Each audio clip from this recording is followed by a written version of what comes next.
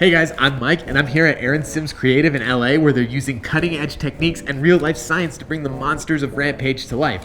Today, we're going to talk to some of the artists, sculptors, and designers behind George, Lizzy, and Ralph to see how they use 3D printing, gene splicing, and a whole lot of creativity to take these creatures out of the arcades and into the theaters.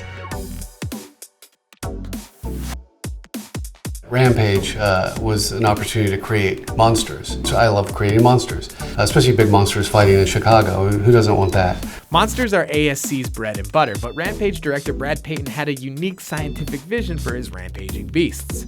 Of course, it's artistry, but it's the understanding of what Brad wanted. What was great about working with Brad on Rampage was his clarity. He's one of the directors that really wants to know the what, where, and why before we build it.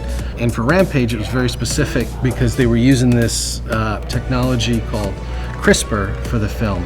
CRISPR is a newly discovered system for targeting and editing the genetic code, giving scientists the potential to cure disease, change your eye color, or, in Rampage at least, transform cuddly critters into colossal chimeras.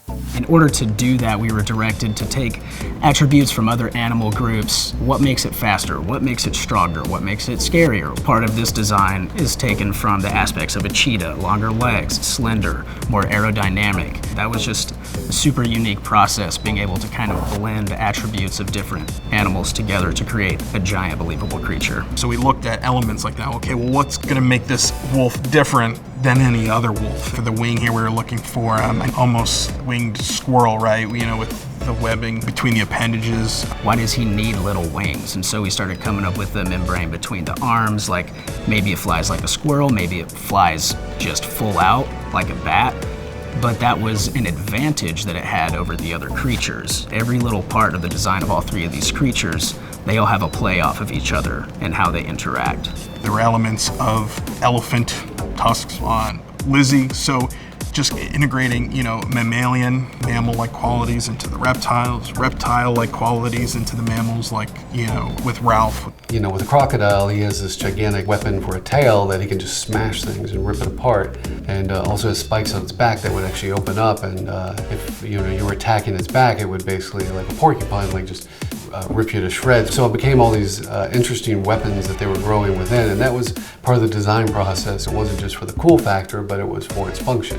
I think I'm partial to the Lizzy design. She's just like this over-the-top dinosaur crocodile. It's unbelievable. So I would say, I love them all. They're all our children, but yeah, I think Lizzy takes my win. Ralph and Lizzy might be the flashier freaks, but the silverback George is the heart and soul of Rampage. Giant apes are a cinema staple, and ASC had to think outside the box to make their oversized simians special.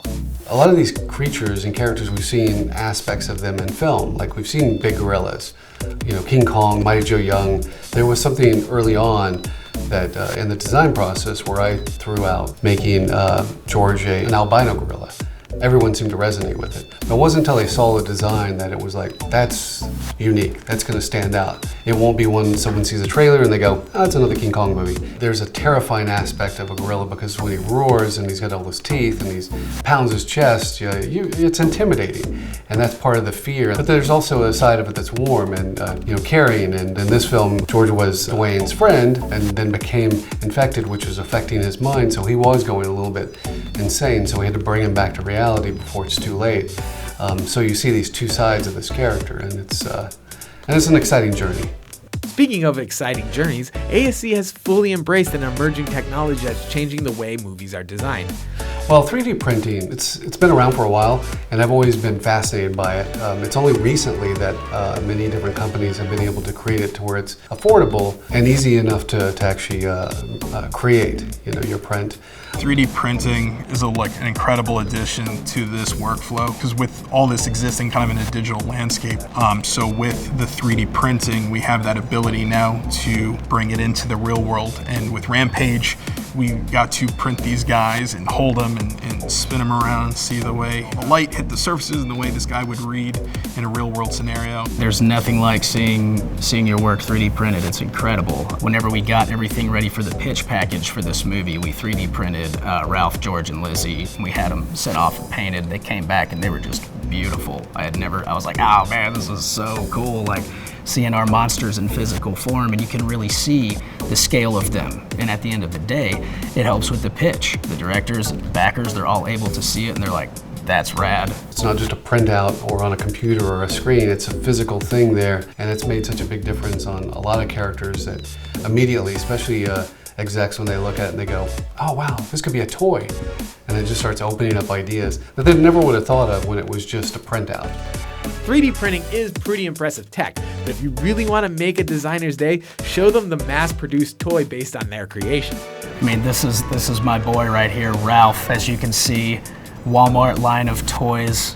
Being 30 years old, I never knew that I'd be able to walk into a store and see something I designed, especially a monster on the shelf. And it's truly a bucket list item times 10. Like, I mean, just mark it off, dude. It feels incredible. And now you can buy it for 20 bucks at Walmart, you know? It's absolutely incredible. It feels great. Behind the scenes, finding a real-world basis for the beasts goes a long way towards making them feel like living, breathing creatures, you know, on a rampage. It took a talented director, a team of artists, and just a tiny bit of genetic engineering to bring George, Lizzie, and Ralph to the big screen. But when you're coming up with opponents for The Rock, you gotta bring out the big guns.